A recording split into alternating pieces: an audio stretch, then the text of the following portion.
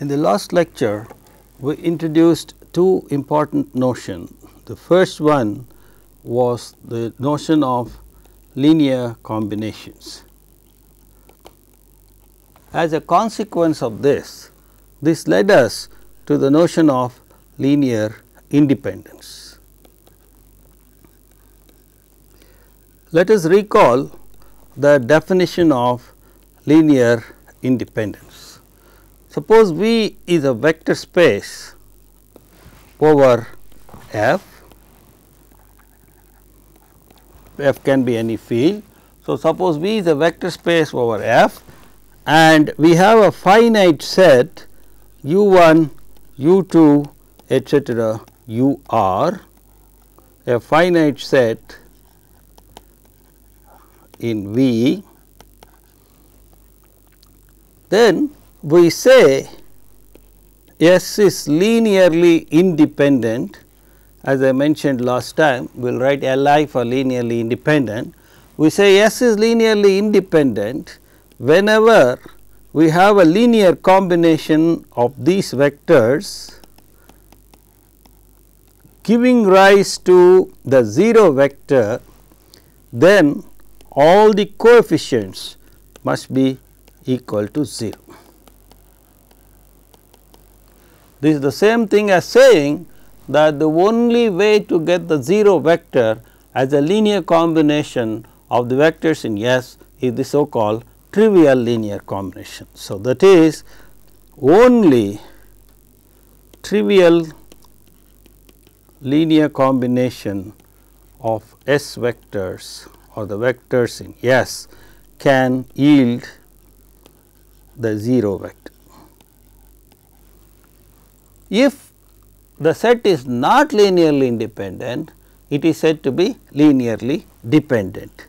So, S is said to be, we will write LD for linear dependent. So, it is said to be linearly dependent if S is not linearly independent. What does that mean? A set is linearly independent if only trivial linear combination will give 0 vector. So, not linearly independent means non-trivial linear combinations should also yield 0 vector. That is, non-trivial linear combinations of S vectors will yield the 0 vector. What does that mean? We must have a linear combination in which all the coefficients are there, at least one of them should be non-zero. So, there exists alpha 1, alpha 2, alpha r, at least one of which is not equal to 0, and the linear combination alpha 1 u 1 plus alpha 2 u 2 plus alpha r u r gives the 0 vector.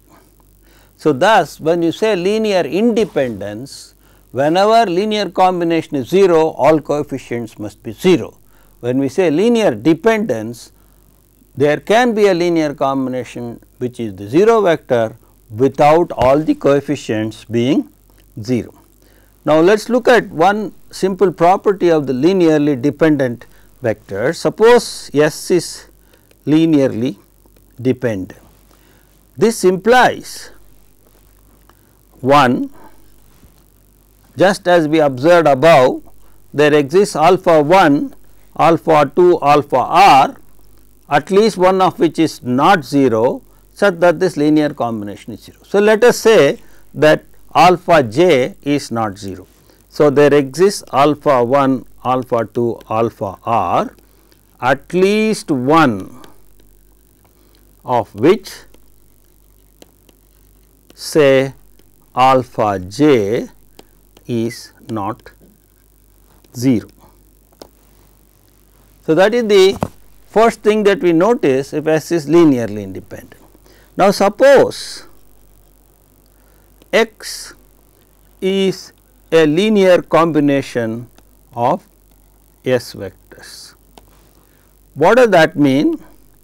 We must be able to express x as a linear combination of the vectors in S. That means, there exists beta 1, beta 2, beta r, all these scalars are from the field F, such that x is beta 1 u 1 plus etcetera beta r u r. Now, note, when we said that there exists alpha 1, alpha 2, alpha r, at least one of which is not 0, such that what? Such that the 0 vector can be obtained as this linear combination. This is what is meant by linearly. So, this is obtained by the notion of linear independence. Now, suppose we have a vector x which is a linear combination of S vectors, then it can be expressed as beta 1 u 1 beta 2 u r u 2 beta r u r. Now, if we add this representation and this representation, the left hand sides add up to x, because theta v plus x is x, and the right hand side add up to alpha 1 plus beta 1 into u 1 plus alpha 2 plus beta 2 into u 2 alpha r plus beta r into u r. So, let us call this as gamma 1 u 1 plus gamma 2 u 2 plus gamma r u r, where gamma I is alpha I plus beta I. Since we have assumed that this alpha j is not 0, since we have assumed that this alpha j is not 0, we will have gamma j equal to alpha j plus beta j. Since alpha j is not 0, this cannot be beta j. What does that mean? We have one representation of x as a linear combination of u 1 u 2 u r. We have now another representation of x as a u 1 u 2 u r. In these two representations, the beta j is different from gamma j, and therefore, they are two distinct representations. This means, x has at least two representations as a linear combination of the S vectors. So, this says x has at least two representations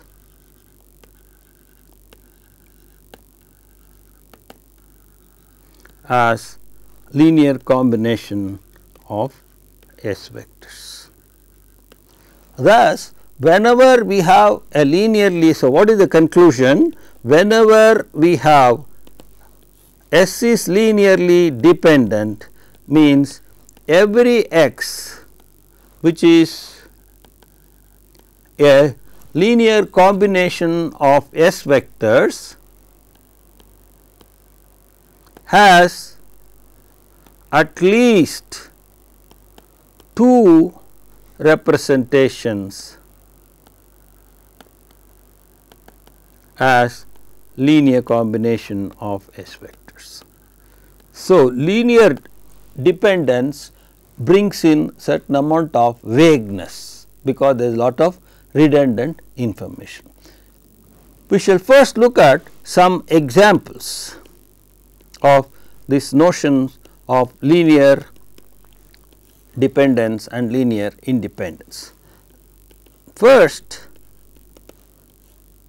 let us take V to be our standard R3, and let us take the S to be the set of 3 vectors u1, u2, u3, where u1 is the vector 1, 1, 0, u2 is the vector 1, 0, minus 1, and u3 is the vector 0, 1, minus 1. Let us now see whether this set is linearly independent. For this, we must check whether if a linear combination vanishes, does it imply all the coefficients are 0. So, let us start with a linear combination alpha 1 u 1 plus alpha 2 u 2 plus alpha 3 u 3. Suppose this is the 0 vector, what does that imply? Let us find out what alpha 1 u 1, alpha 2 u 2, alpha 3 u 3 is. So, we have alpha 1 u 1 will give me the first entry as alpha 1 plus an alpha 2 here and there is nothing here. So, the vector I will get on the left hand side is alpha 1 plus alpha 2, and the second component I will get as alpha 1, 0 and alpha 3. So, I will get an alpha 1 plus alpha 3. Similarly, I get the last as minus alpha 2 minus alpha 3. This is what the left hand side is. The right hand side is the 0 vector. So, that must be equal to theta 3, which is 0 0 0. Now, comparing both sides, we get alpha 1 plus alpha 2 is 0, alpha 1 plus alpha 3 is 0, minus alpha 2 minus alpha 3 is 0, and this automatically implies alpha 1, alpha 2, alpha 3 are all zeros. So, thus a linear combination can yield the 0 vector only if all the coefficients are 0, that says the set S is linearly independent. Let us look at another example. Again, let us take V to be the vector space R3. Now, let us take again S to be a set with 3 vectors u1, u2, u3, where u1 is as before, u2 is as before. Let us now take u3 to be 3, 2, minus 1. We see that we can easily check, and we have done it in the last lecture, we can easily check that 2 u1 plus 1 u2 plus minus 1 u3 gives us the 0 vector. And therefore, we have a linear combination in which we have non-zero coefficients and still that yields the 0 vector. Whenever such a non-trivial linear combination yields the 0 vector, we know the set is called linearly dependent. So, that says S is linearly dependent. Let us look at another example. Let us take the vector space V to be the vector space of all polynomials in lambda with coefficients from the field F.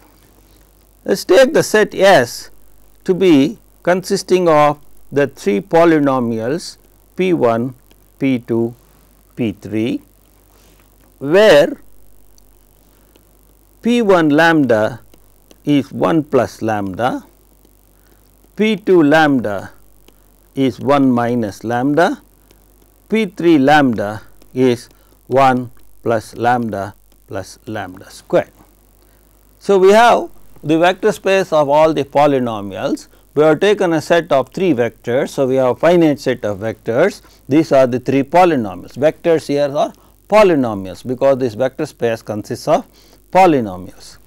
Now, suppose a linear combination alpha 1 p 1 lambda, alpha 2 p 2 lambda, alpha 3 p 3 lambda gives us the 0 polynomial. What does that mean? If we substitute for p 1 lambda and p 2 lambda, let us collect the constant terms first. Alpha p 1 will give me an alpha 1, alpha 2 p 2 will give me an alpha 2, alpha 3 p 3 will give me an alpha 3. So, the constant term will be alpha 1 plus alpha 2 plus alpha 3. Now, let us collect the lambda terms. Alpha 1 p 1 will give me an alpha 1, alpha 2 P 2 will give me an minus alpha 2, alpha 3 P 3 will give me an alpha 3. So, we have alpha 1 minus alpha 2 plus alpha 3 into lambda, and if you now collect the lambda squared terms, it comes only from P 3. So, we will get alpha 3 lambda squared, and that is 0. Since this is the 0 polynomial, the 0 polynomial, all coefficients must be 0. So, that says alpha 1 plus alpha 2 plus alpha 3 is 0, alpha 1 minus alpha 2 plus alpha 3 is 0, and alpha 3 is 0. Now, if we use the fact that alpha 3 is 0 in the first two equations, we get alpha 1 plus alpha 2 is 0 and alpha 1 minus alpha 2 is 0. Now, it is clear that the first two equations imply alpha 1 is 0, alpha 2 is 0. So, we get alpha 1 equal to alpha 2 equal to alpha 3, all of them 0. So, whenever a linear combination of P 1 P 2 is 0, then all the coefficients must be 0. This means the set S is linearly independent. And one final example, again let us take the vector space V to be the space of all polynomials. Again let us take S to be P 1, P 2, P 3, where now P 1 lambda is 1 plus a lambda, P 2 lambda is 1 minus a lambda, and P 3 lambda is say 3 plus a lambda. Again, as we had done in the last lecture, it is easy to check that 2 P 1 lambda plus 1 P 2 lambda plus minus 1 P 3 lambda is the 0 polynomial. This means we have non-trivial linear combinations which give rise to the 0. Whenever this happens, we say that the set S is linearly dependent. So, now we have seen some examples of what it means to say when a set of vectors, a finite set of vectors is linearly independent. In order to show that something is linearly independent, we assume a linear combination to be 0 and then we try to conclude that all the coefficients must be 0. In order to prove something is linearly dependent, we try to produce non-zero coefficients with which we can form a linear combination of the given vectors to produce the 0 vector. We now move on to introduce a very important concept of subspace of a vector space. Let us begin with a vector space V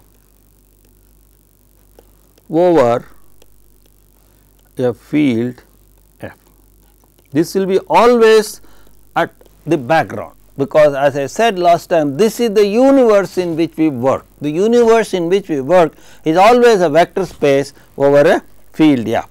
We get into the concrete situation by choosing V to be specific and F to be specific, but when we develop general theory, it will be for a general vector space V over a general field F. So, let us take a vector space V over a field F, and let us take a finite set U1, U2, UR, a finite set in V. Now, we have seen in the last lecture that when we try to build newer vectors starting from the S vectors, when we say build using the operations of addition and scalar multiplication, precisely we get the linear combinations of the S vectors. So, the vectors that we can build using the addition and scalar multiplication on the S vectors are precisely the linear combinations of S vectors. So, what we do is we collect all those people whom we can build using these S vectors. So, let LS denote the collection of all linear combinations of S vectors. So, what do we have? We have LS is equal to all those vectors in V such that vectors which can be expressed as linear combinations of u1, u2, ur. So, they are linear combinations, all these coefficients must be in F. So, we collect all the linear combinations of the S vectors, and these are the fellows whom we have built using the S vectors. Note, we had observed that the 0 vector can always be obtained at the trivial linear combination of any finite set of vectors, and therefore, the theta vector will always belong to this collection of linear combination of S vectors. Secondly, if you take ui in S, so any one of the S vectors, then we can write it as 0 u1 plus 0 u2 plus etcetera plus 0 ui minus 1 plus 1 times ui plus 0 ui plus 1 plus 0 ui plus 2 plus etcetera plus 0 ur. In other words, a linear combinations in which all the coefficients except the ith coefficient are 0 and the ith coefficient is 1, and therefore, that says ui is a linear combination of the S vectors, and therefore, ui must be in that collection. So, therefore, every vector in S, so that means S is contained in LS. Every vector of S is a part of this collection of linear combinations of S vectors, and therefore, S must be a part of LS. So, these are two simple observations. So, now what have we achieved? First, we had this vector space V, in that there was this small finite set S. Using that set, we have built a bigger set called LS. So, we had the big vector space, inside that a small collection of sets S were given. Using that small collection of sets S, we have built a large number of vectors, and these are the linear combinations of the S vectors. We have put them together when we have got the LS. Now, suppose I think of the LS vectors as building blocks now. We started with the S vectors as the building blocks, and we built LS. It is like starting from the elementary particles and building the atoms.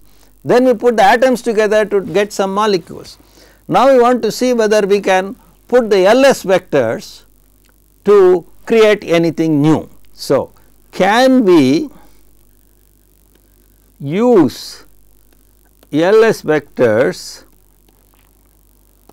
as building blocks and build more new vectors? So, we want to see how far we can push starting from S how much we can build, how big a structure we can build. So, what do we mean by this question? We mean, now take, here is your LS which you have built. In this LS you pick a small finite subset. So, let S1 be a finite subset in LS. Now, go through the building construction starting from S1. So, now use S1 to build. When we start with S, what we built was LS, the collection of all linear combinations of S vectors. So, when we start with S1, we will build LS1, which is the collection of all linear combinations of S1 vectors. So, let us again look at the picture. We had this huge space V. Inside that huge space V was this finite set S, and starting from this finite set we constructed the LS. Now, in this LS again we picked up a small set S1. We are now constructing the LS1. If by chance LS1 takes us outside LS, then we would have constructed more new things. But if LS1 falls within LS, then we would not have constructed anything new. So, we want to investigate, does LS1 have vectors which are not in LS?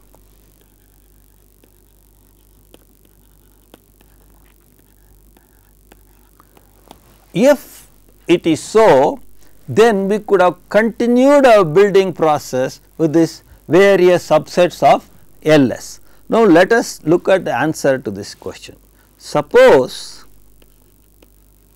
S1, remember S1 is a finite set sitting inside LS. So, S1 is a finite set. So, remember there is a finite set. So, let us write that set, let us call it as V1, V2, some Vs. So, S1 is a finite set and it is sitting inside LS. Now, we are trying to build things out of this. So, suppose X belongs to the thing that we have built from S1. What have we built from S1? LS1. So, suppose something is in this LS1, what does that mean? LS1 is the collection of all the vectors which are linear combinations of S1 vectors. LS1 is the collection of all linear combination of S1 vectors. So, therefore, any vector in LS1 means X is a linear combination of S1 vectors. What does that mean? That means we can write X as alpha 1 V1 plus alpha 2 V2 plus alpha S Vs, where these alpha i's are all in F. This is because S1 consists of these vectors V1, V2, Vs, and X is a linear combination of the S vectors. But now, where is this V1? V1 is sitting inside LS, but LS is the set of all linear combination of S vectors. So, V1 is sitting inside LS, anything in LS is a linear combination of S vectors. So, V1 is a linear combination of S vectors. Similarly, V2 is a linear combination of S vectors, Vs is a linear combination of S vectors. So, let us keep this as 1, but Vi belongs to LS implies Vi must be a linear combination. How do we write it? Beta 1 U1, beta 2 u 2 plus beta r u r. The S vectors are u 1, u 2, u r, and V I must be a linear combination of this. Since we are talking of the ith vector, we will put a superscript here to say that that is the coefficient of the ith vector, and we can do this for every one of the i's from 1 to s, because there are s. Now, if we substitute all this in the equation 1, what do we get? We will get x equal to alpha 1 into a linear combination of the u 1s plus alpha 2 into a linear combination of the u 1s, and so on and so forth.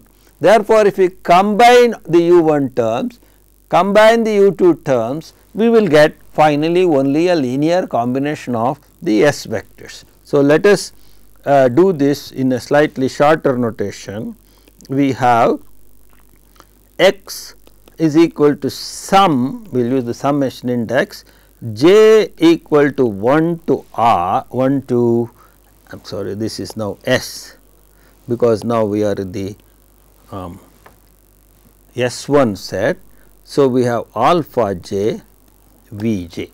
So, the equation that x is a linear combination of the V 1, V 2, V s, we have written it in the short form as j equal to 1 to j alpha j V j. Now, we have observed that V j itself can be written as a linear combination of the, let us write it as j k equal to 1 to r. We want to look at the jth vector. The jth vector will have a linear combination representation as b j 1 u 1, b j 2 u 2, b j r u r. So, we can write this x is in this form. Now, combining these or interchanging the summation notations, we get k equal to 1 to r summation j equal to 1 to s alpha j into u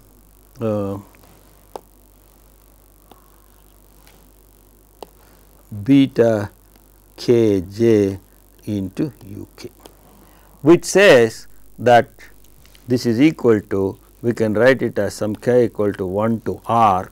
This whole thing in the inside summation, we can call it as some gamma k u k, which says x is a linear combination of S vectors, which means x belongs to LS.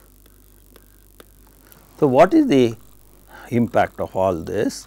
What we have shown is that you start with S, then you build LS, inside LS you pick a small S1 and you try to build LS1. LS1 does not go outside LS. Whatever vector in x in LS1 you chose, that goes back to LS. So, any vector L x in LS1 must be in LS. So, conclusion is that LS1 is contained in LS. So, what does that all mean? We started with S, we constructed LS, then from LS try to construct LS1. How did we construct this? Choose a S1 which is in LS and try to construct the linear combination of S1, it pulls you back to LS. LS1 is contained in LS. So, in other words, this construction process, this building process saturates at the LS level. So, the building process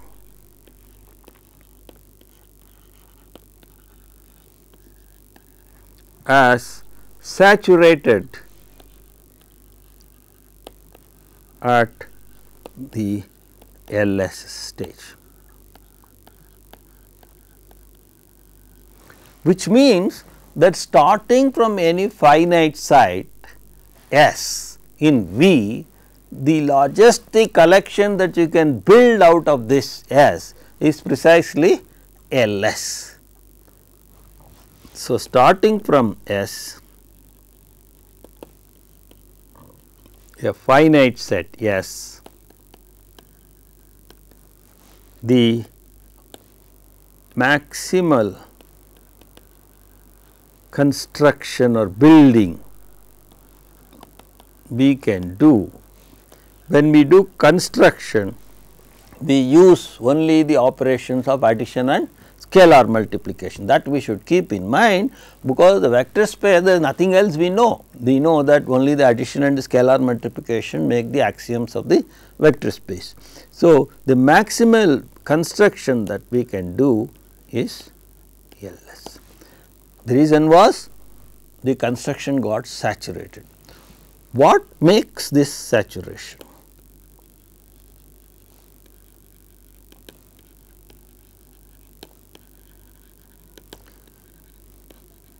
What makes this saturation happen?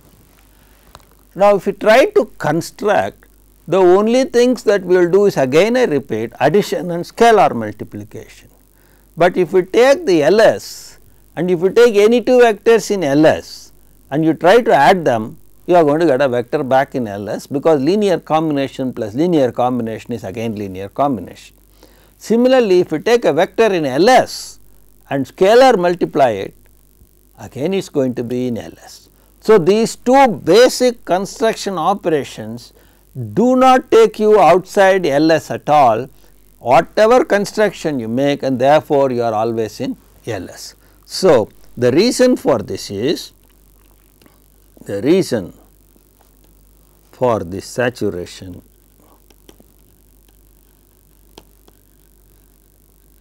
they are twofold. One, addition of any two vectors in LS again yields a vector in LS. And the second reason is scalar multiplication of a vector in LS again yields a vector in LS. So, thus there is a certain amount of solid wall created about LS that you cannot penetrate out of the wall by using these basic operations of vector space, addition and scalar multiplication. So, we simply say LS is closed with respect to addition and scalar multiplication. You can't open the door and get out by using only scalar multiplication and addition. This leads to the following notion of subspaces. This leads to the following definition. Any such collection which is closed in this sense with respect to this addition and scalar multiplication, or which is saturated as far as construction is concerned, you try to do anything out of them, you will be still there, you will not be constructing anything new. So, we have this following definition.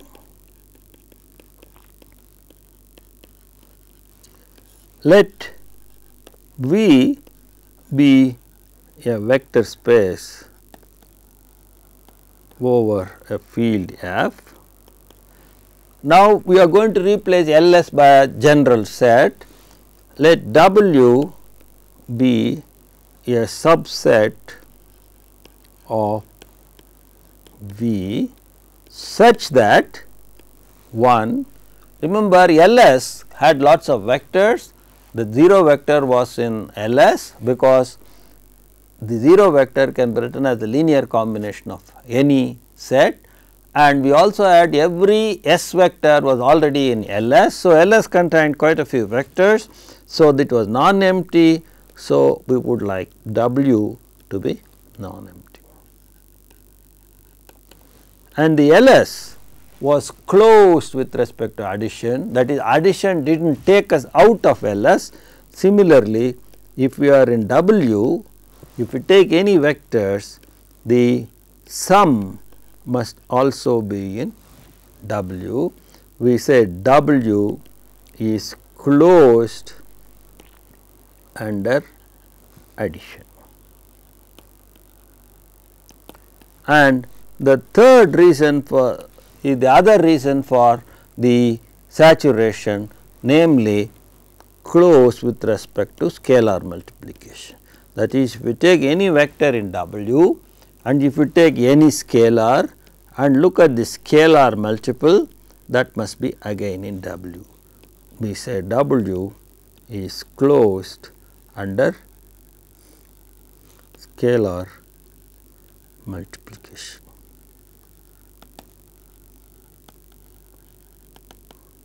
So, if we start with a set in W which has these three properties, namely that it is non-empty, it is closed under addition and it is closed under scalar multiplication, then we say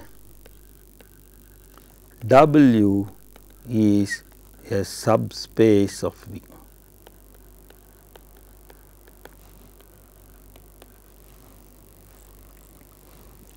So, to make a subspace, first we need a non-empty set, and the non-empty set should be rich enough to contain all additions, all sums, that is, if you take any two vectors in that collection, the sum should also be there, and it should be rich enough to contain all scalar multiples. That is, if we take a vector there and multiply it by any scalar, and the result must be. So, it must be a fairly rich collection of vectors. We will make one or two simple observations about subspaces. So, first a few remarks before we see some examples, we will make some remarks. The first thing we observe is that suppose W is a subspace of V. If W is a subspace of V, the first condition for being a subspace is that it should be non-empty. What does it mean to say that W is non-empty? There must be at least some vector in W which says W is non-empty, which means there is at least one vector x in W. If there is a vector in W and if I multiply it by any scalar, it should be in W, because a subspace is closed under scalar multiplication. So, if I multiply by the number 0 or the scalar 0, that must also be in W, since W is closed under scalar multiplication.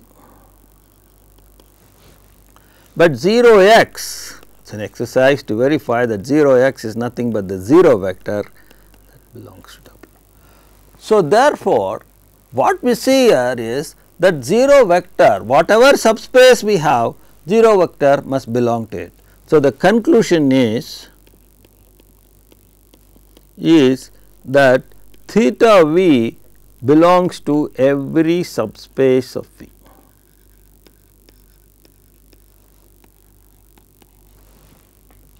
And therefore, hence if a subset W of V does not contain the 0 vector, if a subset W of V does not contain the 0 vector, it automatically fails to be a subspace, because we have just seen in order to be a subspace, first of all every subspace must contain the 0 vector. Then since it does not contain the 0 vector, we can conclude W is not a subspace. So, any subset which does not contain the 0 vector fails to be a subspace. On the other hand, just because some subset contains the 0 vector, it does not make it a subspace, it is only a minimal requirement, that is all. On the other hand,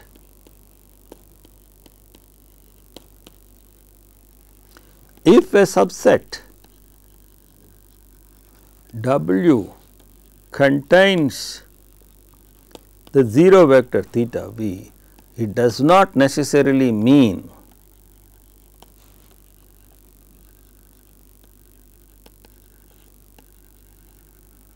W is a subspace. The second remark that we would make is the following: we want to construct a subspace, we want to look at a subspace. Now, what are the things that we have to make sure? First of all, we must take some vectors because we want a non-empty set, and we want to make sure that addition takes you back to that set, scalar multiplication takes you back to that set. So, the safest way to do it is take everybody, every vector in the set V you collect, so that we know that whatever vector in V you choose, their sum is there, the scalar multiple is there, that is the axiom of the vector space, and therefore, V is a subspace of itself. This is like constructing by a very safe way, that is, do not leave anything and make sure that the entire universe is there, so that you do not get out of it. On the other hand, a lazy construction, we have already seen that the 0 vector must belong to all the subspaces. So, just take that and construct a set W which consists only of the 0 vector, and that is also a subspace of V. These are the two extreme subspaces. Every subspace must have at least the 0 vector, so take only that, and everybody must be a part of this. So, any other subspace,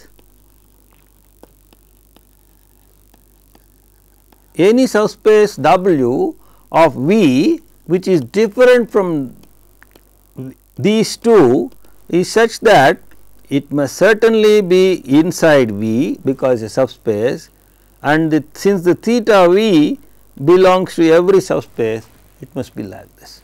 So, these are the two extreme subspaces. V is the largest subspace and theta V is the smallest subspace. Now, what we want is somewhere in between, anything interesting will be in between. So, the main idea in analyzing a problem in vector spaces is, you take the full vector space V and try to chop it off into small subspaces. So, our idea will be to break or decompose the vector space V into smaller subspaces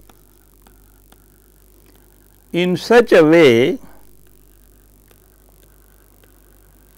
Now, when we say smaller subspaces, we do not take like a butcher take a knife and start chopping the vector space, we must do it in a suitable manner,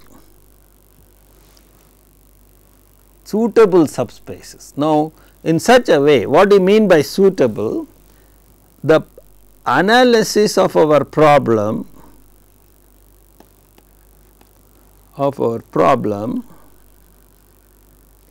is easy in each such piece.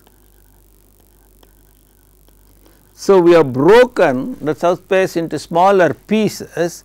Now, we analyze the problem in only each one of these pieces, we analyze the problem, and the way we break should be such that the smaller piece analysis becomes easy.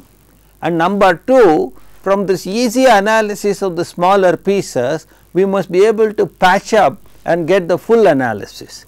The smaller subspace analysis can be patched up to get the full space analysis. Most of our problems and analysis in vector spaces will be an endeavor to find such breaking. What are the mechanisms of such breakings? How should we break with reference to a particular problem? So, basically most of our course will be devoted to what sort of breaking of vector spaces is possible, what sort of vector space breaking we should look for, will they be available, under what conditions will they be available, if they are available how do we get them, and that forms the core of vector space or linear algebra analysis. We shall now begin looking at some examples of subspaces.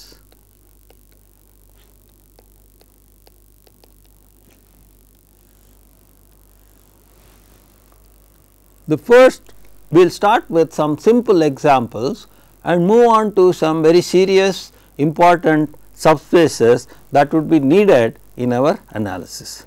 The first example we take is always in R3. This is the world in which we live in, the 3-dimensional world of R3. We take V equal to R3 and let us take W to be the set of all vectors in R3 which are such that they are of the form, the first component can be anything, the second component can be anything, but the third component must be the sum of the first and second components. Of course, all components must be real. So, we have the set of all vectors for which the third entry is the sum of the first two entries. Geometrically speaking, we can think of this the xy coordinate system, then it is just z equal to x plus y, it is a plane passing through the origin. So, what we are looking at is the plane passing through the origin, but let us do things algebraically first. Is W a subspace? Now, for this we have to verify three things. One, is it non-empty? W is non-empty because 0 0 0 plus 0 belongs to W, because this is of this form x1 is 0, x2 is 0 and x1 plus x2 is again 0. So, therefore, W is non-empty, the 0 vector belongs there. And then if you take two vectors in W, the next thing that we have to verify is that it is closed under addition. If you take two vectors in W, geometrically what does this mean? These two vectors are in this plane. If we take two vectors in the plane, their sum is also in the plane, that is what we are going to verify algebraically. X must be of this form x1 x2 x1 plus x2, y must be of the form y1 y2 y1 plus y2, and of course, all these xi's and the yi's belong to real numbers. Now, if I add these two vectors, what do I get? x1 plus y1, I will call it as alpha 1, x2 plus y2 I call it as alpha 2, and then I get x1 plus y1 which is alpha 1 plus x2 plus y2 which is alpha 2, where alpha 1 is x1 plus y1, alpha 2 is x2 plus y2. Now, since x1 and x2 are real numbers, x1 plus y1 is real number, x2 plus y2 is real number. So, these are all real numbers, and this is again where the third is the sum of the first two, it says x plus y belongs to W. Analogously, we see that if x is in W, alpha is in F, alpha x will be the vector alpha x1, alpha x2 alpha x 1 plus alpha x 2, which is again in double. And therefore, the first condition, this says W is non-empty, the second one we have verified shows that W is closed under addition, and the third one we have verified that W is closed under scalar multiplication. So, W is a non-empty subset closed under addition and scalar multiplication, which means W is a subspace of V. We shall see more examples of subspaces in the next lecture.